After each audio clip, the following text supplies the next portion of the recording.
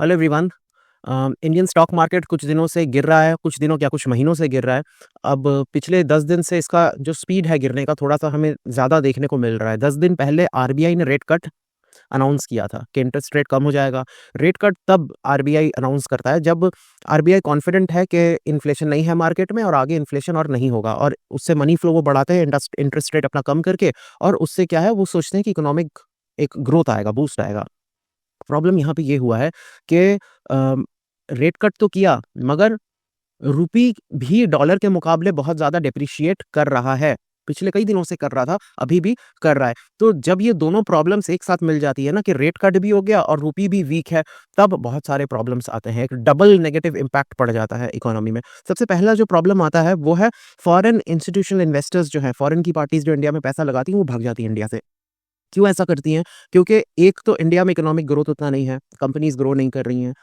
ऊपर से जब वो आई थी, तब शायद ₹80 के भाव में उन्होंने रुपी खरीदा था, और जब जा रही हैं, तो उनको दिख रहा है कि अब तो ₹90 में देना पड़ रहा है, 10 या ₹88 देना पड़ रहा है। तो 10% तो ऐसे ही उनका लॉस हो गया, है ना? ऊपर से ग्रोथ भी नहीं है। तो इससे बचने के लिए, डेप्रिशिएटिंग रुपी से बचने के लिए सबसे पहले वो जान छुड़ा के अपनी जाती हैं। तो जैसे ही इंटरेस्ट रेट कम होता है, उनको दिखता है कि यूएस हमें ज़्यादा इंटरेस्ट रेट दे रहा है, या अगर ज़्यादा नहीं भी दे रहा है, तो यूएस की जो बॉन्ड्स हैं, they are considered to be relatively safer than Indian bonds. तो वो इंडियन बॉन्ड मार्केट से, या जितने भी डिपॉज़िट्स हैं, वहाँ से पैसा अपना निकाल के यूएस में शिफ्ट हो जाती हैं।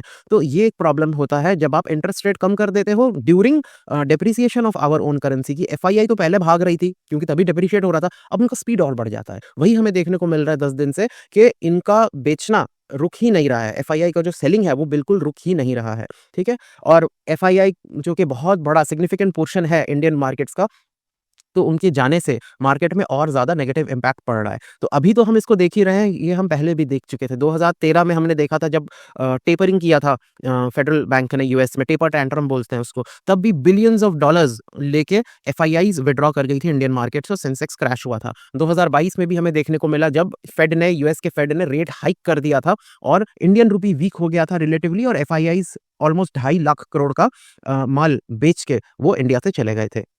दूसरा जो प्रॉब्लम आता है वो है हायर इंपोर्ट्स का। इंडिया में बहुत सारी इंडस्ट्रीज़ हैं जो कि इंपोर्ट करती हैं अपना रॉ मटेरियल, जैसे कि ऑयल एंड गैस कंपनीज़ हैं, रिलायंस, ओएनजीसी, ऑटोमोबाइल कंपनीज़ हैं, फार्मास्यूटिकल कंपनीज़ हैं, टेक्नोलॉजी कंपनीज़ तो ख़ैर वापस बेचती हैं, एक्सपोर्ट करती हैं, मगर असर उन पे भी आता है। तो मेनली ये कुछ कंपनीज़ हैं, कॉर्पोरेट्स हैं, जो कि अपना रॉ मटेरियल इंपोर्ट करती हैं, तो इससे इनका प्रॉफिट श्रिंक हो जाता है, और कॉर्पोरेट डिफ़ॉल्ट होने का चांसेस बढ़ जाता है। मेनली ये बहुत बड़े-बड़े कंपनीज़ हैं जो हमारे निफ्टी सेंसेक्स में काफ़ी बड़ा एक परसेंटेज रखती हैं। उनमें जब अर्निंग्स उनकी कम हो जाती है, तो ये भी अपना प्रॉफिट्स कम शो करते हैं और इनके भी भाव गिर जाते हैं।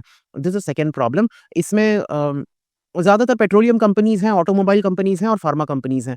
उसके बाद जो है वो इन्फ्लेशन का रिस्क बढ़ जाता है। अगर आप इंटरेस्ट रेट को घटा दोगे, तो लोन मिलना आसान हो जाता है, मनी सप्लाई बढ़ जाता है, मनी सप्लाई बढ़ने से इन्फ्लेशन बढ़ता है। इन्फ्लेशन, अगर ये हाई इकोनॉमिक ग्रोथ के टाइम में हम इंटरेस्ट रेट कम करें तो समझ में आता है, क्योंकि इन्वेस्टमेंट हो रहा है, नई-नई कंपनीज़ खुल रही हैं, जॉब्स मिल रही हैं, सैलरीज़ बढ़ रही हैं, तब इन्फ्लेशन से उतना प्रॉब्लम नहीं है। अभी जब ऑलरेडी इकोनॉमिक स्लो डाउन है, इस वक़्त अगर और हायर इन्फ्लेशन हमारे देश को फेस करना पड़ेगा, तो कंज्यूमर्स के लिए और प्रॉब्लम हो जाएगा। कंज्यूमर्स को प्रॉब्लम होगा, तो फिर वो और चीज़ें नहीं खरीदेंगी, बाहर जाके कुछ भी नहीं खरीदेंगी, क्योंकि कंज्यूमर का परचेजिंग पावर कम हो गया है। तब इससे क्या होगा कि जितने कंज्यूमर रिलेटेड स्टॉक्स हैं, वो भी नीचे आ जाएँगी, क्योंकि उनकी भी कॉर्पोरेट अर्निंग्स कम हो गई हैं। 2022 में हमने ये देखा था, जब रुपी 80 प्लस चला गया था 2022 में, तब इन्फ्लेशन के बहुत ज़्यादा कंसर्न्स मार्केट में थे, और कंज्यूमर सेक्टर ने बहुत ज़्यादा हिट लिया था इसका।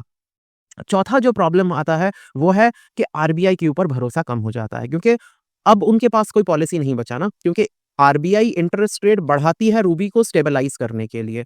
अब उन्होंने इंटरेस्ट रेट कम कर दिया, अब भी अगर रूपी डेप्रिशिएट हो रहा है, तब आरबीआई के पास कोई टूल बचता नहीं है कि वो किसी तरीके से रूपी को स्टेबलाइज़ करे। किस तरीके से करेंगी? क्योंकि उन्होंने एक्सेलरेट कर दिया है ना एफआईआई का बाहर भागना।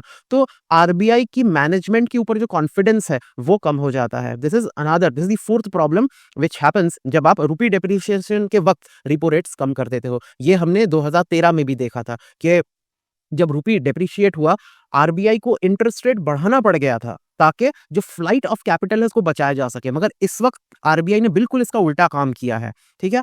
फिफ्थ जो चीज जो प्रॉब्लम आता है वो है बैंकिंग सेक्टर में। क्यों? क्योंकि देखो, जब आप इंटरेस्ट रेट कम कर देते हो तो बैंक के प्रॉफिट मार्जिन्स कम हो जाते हैं। हाँ, बैंक बिजनेस क्यों अच्छा करती हैं? क्योंकि बिकॉज प्रॉफिट मार्जिन्स कम हो गए हैं, क्योंकि इंटरेस्ट रेट कम हो गए हैं, तो काफी सारे लोग भागते हैं बैंक पे लोन लेने के लिए। लोन सस्ता मिल रहा है तो सोचते हैं चलो घर ले लेते हैं, कार ले लेते हैं, बैंक से लोन लेके ये कर लेते हैं, वो कर लेते हैं। कंपनीज भी लोन लेने लगती है क्योंकि इंटरेस्ट रेट कम है। तो भले ही प्रॉफिट कम हो जाता है पर ट्रांजैक्शन, मगर बैंक का वॉल्यूम बढ़ जाता है। मगर ये तब होता है जब इकोनॉमी ग्रोथ फेज में हो। अभी जो स्लो डाउन चल रहा है इसमें आप इंटरेस्ट रेट कम भी कर दोगे तो भी बैंक जो मैसिव वॉल्यूम एक्सपेक्ट कर रही थी रिपो रेट कम होने पे, वो वॉल्यूम्स नहीं मिलेंगे। तो क्या होता है, इवेंचुअली बैंक का जो नेट प्रॉफिट है वो कम हो जाता है इंटरेस्ट रेट कम करने से। और बहुत सारे कॉर्पोरेट्स हैं जो लोन लेते हैं बैंक से। अब ऐसी कॉर्पोरेट्स हैं जो इंपोर्ट करती हैं अपना रॉ मटेरियल, उनका प्रॉफिट कम हो गया। उनका प्रॉफिट कम हो जाने से कॉर्पोरेट लोन डिफॉल्ट होने के चांसेस बढ़ जाते हैं, स्पेशली उन कंपनीज का